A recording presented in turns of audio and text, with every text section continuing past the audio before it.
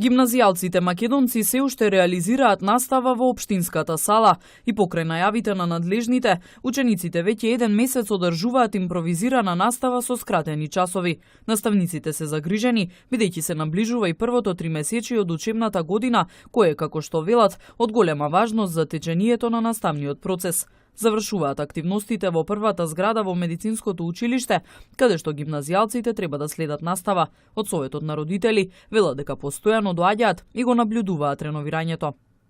Се гледа дека објектот е во завршна фаза, бидејќи денеска грејењето се комплетира, што овозможува понатаму остварување на минимална температура, што ќе дозволи чистење и завршување на другите занечиски работи. Тоа значи дека ако се продолжи со овој интензитет, што не е лош како монтажа на централно грејење со 7-8 луѓе, ако се продолжи така идната недела, до крајот на идната недела треба да бидат завршени сите работи и со едно добро организирање од следниот, не овој следниот понеделник би могло да се преиде со настава во овој објект.